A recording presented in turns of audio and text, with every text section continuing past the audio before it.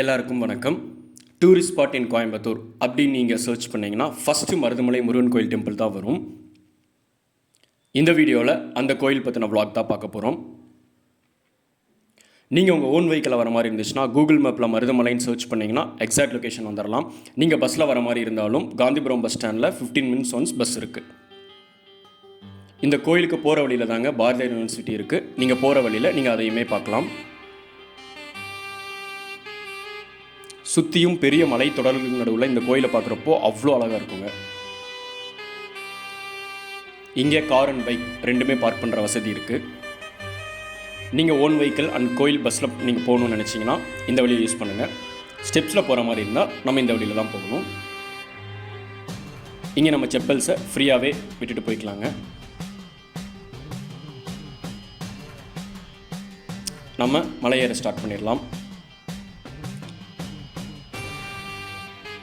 சம்மரில் நீங்கள் வர மாதிரி இருந்துச்சுன்னா காலையில் ஏர்லியாக வர பாருங்கள், இல்லைன்னா ஈவினிங் வாங்க. வெயில் பயங்கரமாக இருக்கும்.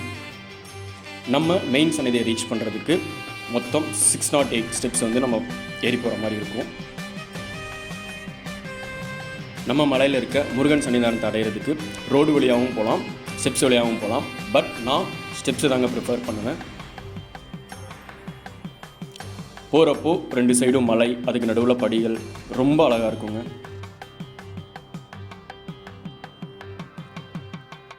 இங்கே பொது வழி, சிறப்பு வழி ரெண்டுமே இருக்குது. சிறப்பு வழிக்கு 50 rupees சார்ஜ் பண்ணுறாங்க.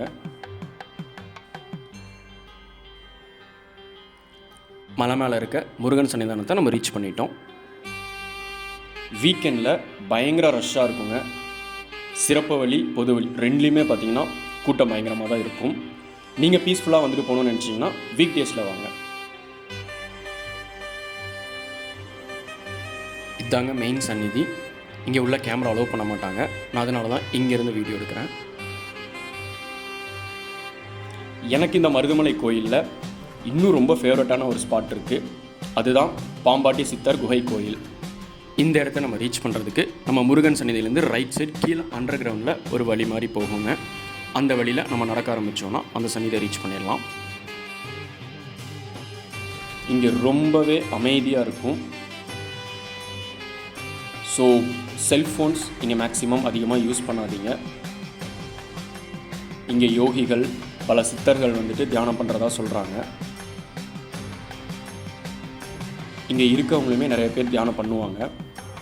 நான் இந்த கோயிலுக்கு எப்போ விசிட் பண்ணாலும் இந்த ஒரு குகை கோயிலுக்கு வந்து ஒரு 20 minutes நானுமே தியானம் பண்ணுவாங்க. ரொம்ப மைண்ட் பீஸ்ஃபுல்லாக காமாக ஃபீல் பண்ண முடியும்.